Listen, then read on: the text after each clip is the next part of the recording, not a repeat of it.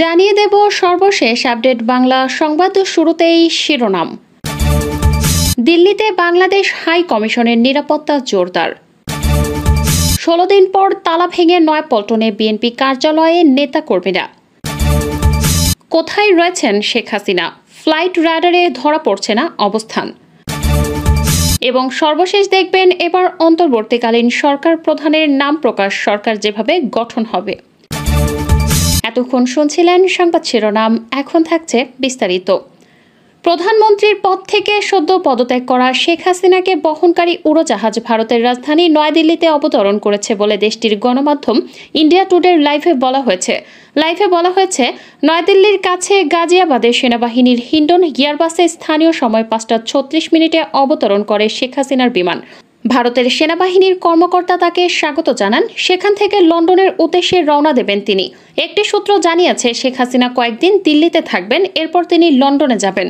এর আগে বাংলাদেশের সাবেক প্রধানমন্ত্রী শেখ হাসিনা ঢাকা থেকে পালিয়ে গিয়ে ভারতের উত্তর পূর্বাঞ্চলীয় শহর আগরতলায় অবতরণ করেছিলেন।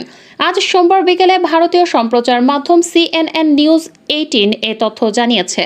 15.5 বছর বাংলাদেশের রাষ্ট্র ক্ষমতায় অধিষ্ঠিত আওয়ামী লীগ সভাপতি শেখ হাসিনা তুমুল গণ আন্দোলনে পদত্যাগ করে দেশ ছেড়েছেন। সোমবার 5 আগস্ট দুপুর 2:30টার দিকে তিনি দেশ ছাড়েন। এর মধ্যে বিভিন্ন রাজনৈতিক দল ও সুশীল সমাজের প্রতিনিধিদের সঙ্গে বৈঠক করে অন্তর্বর্তীকালীন সরকার গঠনের উদ্যোগ নেয়ার কথা জানিয়েছেন সেনাপ্রধান ওয়াকারুজ্জামান।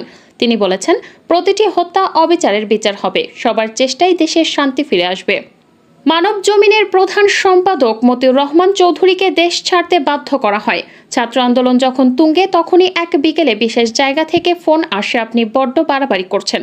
আপনার পত্রিকা উস্কানিমূলক যত সব খবর প্রকাশ করছে, বিশেষ করে অনলাইনে এমন সব খবর দেওয়া হচ্ছে যা বিরক্তিকর। আপনি নিজেকে শুধরান, না হয় আপনাকে তুলে নেওয়া হবে। একাধিকবার ফোনে এই হুমকি আসে। এক পর্যায়ে মতিউর রহমান চৌধুরী দেশত্যাগের সিদ্ধান্ত নেন। অফিসে যাওয়া থেকে বিরত থাকেন, কিন্তু শত চাপের মধ্যেও মানব জমিন মাথা নত করেনি। সিদ্ধান্ত অনুযায়ী 3রা আগস্ট মতিউর রহমান চৌধুরী দেশ ছাড়তে বাধ্য হন। চাণক্যপুরীতে বাংলাদেশ হাই কমিশনের নিরাপত্তা বাড়িয়েছে দিল্লি পুলিশ। বাংলাদেশে সৃষ্ট পরিস্থিতির কারণে ব্যবস্থা নেওয়া হয়েছে বলে একজন কর্মকর্তা সোমবার বার্তা সংস্থা PTI-কে জানিয়েছেন। বাংলাদেশ থেকে পালিয়ে যাওয়া শেখ হাসিনা দিল্লিতে ইন্দিরা গান্ধী আন্তর্জাতিক বিমানবন্দরে অবতরণ করতে পারেন। এমন প্রেক্ষিতে ওই বিমানবন্দরের বাইরে নিরাপত্তা কঠোর করেছে পুলিশ। সোমবার সেনাপ্রধান জেনারেল ওয়াকারুজ্জামান ঘোষণা করেছেন, পদত্যাগ করেছেন শেখ হাসিনা, ক্ষমতা এখন যাচ্ছে একটি অন্তর্বর্তী সরকারের হাতে। দিল্লি পুলিশের এক কর্মকর্তা বলেছেন, বাংলাদেশ হাই কমিশনের বাইরে আরও ব্যারিকেড দেওয়া হয়েছে, বাড়ানো হয়েছে পুলিশের নিরাপত্তা। এর আগে গত 2 দিনে কমপক্ষে 100 মানুষ নিহত হয়েছেন বাংলাদেশে। শেখ হাসিনার সরকারের পতনের পর দেশবাসীকে দেশের সম্পদ রক্ষার আহ্বান জানিয়েছেন বৈষম্যবিরোধী ছাত্র আন্দোলনের অন্যতম সমন্বয়ক সার্জিস আলম। সামাজিক যোগাযোগ মাধ্যম ফেসবুকে দেয়া এক স্ট্যাটাসে এ আহ্বান জানান তিনি। সার্জিস বলেন, এ স্বাধীনতা বাংলাদেশের মানুষের। এই মুহূর্ত থেকে দেশ ও দেশের মানুষের সম্পদ রক্ষার দায়িত্ব আমাদের সবার, কারণ এসব আমাদের প্রাণের বাংলাদেশের। এর আগে সোমবার বিকাল 4টার দিকে জাতির উদ্দেশ্যে ভাষণ দেন সেনাপ্রধান জেনারেল ওয়াকারুজ্জামান। তিনি বলেন, রাজনৈতিক ক্রান্তিকাল চলছে, একটি অন্তর্বর্তীকালীন সরকার গঠন করা হবে, সব হত্যার বিচার হবে, সেনাবাহিনীর ওপর আস্থা রাখেন। আমরা রাজনৈতিক দলের নেতাদের সঙ্গে বৈঠক করেছি। জনগণের উদ্দেশ্যে সেনাপ্রধান বলেন, দেশের শান্তি শৃঙ্খলা বজায় রাখেন, আপনারা আমার ওপর আস্থা রাখেন, একসঙ্গে কাজ করি, দয়া করে সাহায্য করেন। মারামারি সংঘাত করে আর কিছু পাবো না, সংঘাত থেকে বিরত থাকুন, সবাই মিলে সুন্দর দেশ গড়ব। হযরত শাহজালাল আন্তর্জাতিক বিমানবন্দরের কার্যক্রম 6 ঘন্টার জন্য বন্ধ থাকবে। আন্তঃবাহিনী জনসংযোগ পরিদপ্তরের আজ সোমবার সন্ধ্যা 6টার দিকে এক বিজ্ঞপ্তিতে তথ্য জানান। 16 দিন পর তালাবদ্ধ থাকার পর বিএনপির কেন্দ্রীয় কার্যালয়ে ঢুকেছেন দলটির নেতাকর্মীরা। সোমবার বিকাল 3:53 দিকে বিএনপির ভাইস চেয়ারম্যান ডক্টর আসাদুজ্জামান রিপনের নেতৃত্বে দলের নেতাকর্মীরা তালা ভেঙে কার্যালয়ে প্রবেশ করেন। সরেজমিন দেখা গেছে, বিকাল 3টা থেকে নয়াপল্টন বিএনপির কেন্দ্রীয় কার্যালয়ের সামনে নেতাকর্মীরা জড়ো হতে শুরু করেন। পরে কার্যালয়ের সামনে আসেন আসাদুজ্জামান রিপন। 3:53 দিকে আসাদুজ্জামান রিপন হাতুড়ি দিয়ে তালা ভাঙা শুরু করেন। পরে নেতাকর্মীরা রড এনে তালা ভেঙে কার্যালয়ের ভেতরে প্রবেশ করেন। দ্রুত গণতন্ত্র সুরক্ষিত রাখার প্রয়োজনের কথা তুলে ধরেছে ব্রিটেন। ব্রিটিশ প্রধানমন্ত্রী স্যার কিয়ের স্টারমারের একজন মুখপাত্র বলেছেন, দ্রুত বাংলাদেশে গণতন্ত্র নিশ্চিত করতে হবে। এ খবর দিয়েছে অনলাইন বিবিসি। এতে বলা হয়, ডাউনিং স্ট্রিটের ওই কর্মকর্তা লন্ডনের সাংবাদিকদের বলেছেন, সম্প্রতি বাংলাদেশে যে সহিংসতা দেখা গেছে তাতে গভীর শোক প্রকাশ করেছেন ব্রিটিশ প্রধানমন্ত্রী। তিনি আরও বলেন, গণতান্ত্রিক রীতি পুনরায় প্রতিষ্ঠা নিশ্চিত করতে দ্রুত পদক্ষেপ নেওয়া হবে বলে আশাবাদী তারা। বাংলাদেশের জনগণের শান্তি ও নিরাপত্তা নিশ্চিত করতে এই প্রক্রিয়া ত্বরান্বিত করতে হবে।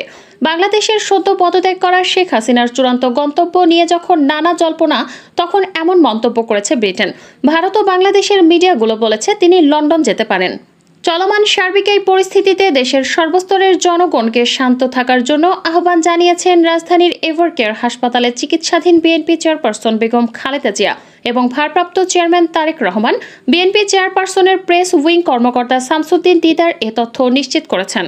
ফাইটার-24 অ্যাপে ধরা পড়েছিল শেখ হাসিনার বিমানের রুট। বাংলাদেশ বিমান বাহিনীর ফ্লাইট AJAX1431 সম্ভবত সাবেক প্রধানমন্ত্রী শেখ হাসিনাকে বহনকারী এখন ফাইটার-24 সবচেয়ে বেশি ট্র্যাক করা ফ্লাইট হয়ে উঠেছে। ঢাকা থেকে ছেড়ে যাওয়ার সময় ফ্লাইটটি উল্লেখযোগ্য মনোযোগ আকর্ষণ করে। 22,000-এরও বেশি ব্যবহারকারী বিমানটির যাত্রা নিবিড়ভাবে পর্যবেক্ষণ করছিলেন।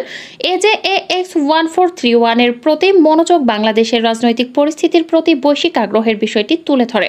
তবে সেখানেই দেখা গিয়েছিল পশ্চিমবঙ্গ, ঝাড়খণ্ড পেরিয়ে উড়ছিল বিমান, কিন্তু হঠাৎ করেই বিমান উধাও। ফ্লাই রাডারে ধরা পড়ছে না হাসিনার বিমানের সঠিক অবস্থান।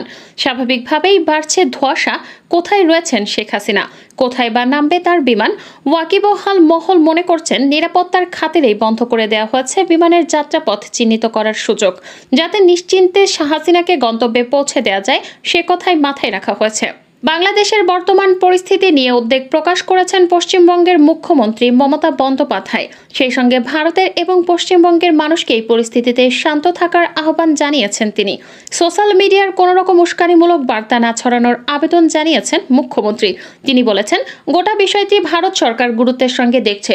দয়া করে এমন কিছু করবেন না যাতে ভারতের বা পশ্চিমবঙ্গের শান্তি নষ্ট হয়। প্রধানমন্ত্রীর পদ থেকে সদ্য পদত্যাগ করা শেখ হাসিনার পালানোর পরপরই ধানমন্ডিতে বঙ্গবন্ধুর স্মৃতি জাদুঘরে হামলা ও আগুন দেওয়া হয়েছে। একই সঙ্গে আওয়ামী লীগ সভাপতির কার্যালয়েও আগুন দেয় বিক্ষুব্ধ জনতা। সোমবার বিকাল 4টার দিকে এই আগুন দেওয়া হয়। জামায়াতের সকল স্তরের নেতাকর্মী, ছাত্র, শিক্ষক, অভিভাবক, রাজনৈতিক দলসহ সর্বস্তরের জনতাকে ধৈর্যের সঙ্গে পরিস্থিতি মোকাবেলা করার জন্য আহ্বান জানিয়েছেন দলটির আমির ডাক্তার শফিকুর রহমান। সোমবার এক বিবৃতিতে তিনি এ আহ্বান জানান। শফিকুর রহমান বলেন, এই পরিস্থিতিতে আমি জামায়াতের সকল স্তরের নেতাকর্মী, ছাত্র, শিক্ষক, অভিভাবক, রাজনৈতিক দলসমূহ ও সর্বস্তরের জনতাকে ধৈর্যের সঙ্গে পরিস্থিতি মোকাবেলা করার আহ্বান জানাচ্ছি। বিভিন্ন ধর্মাবলম্বীদের উপাসনালয়, বাড়িঘর ও সম্পত্তির নিরাপত্তার বিষয়ে সবাইকে সতর্ক থাকতে হবে।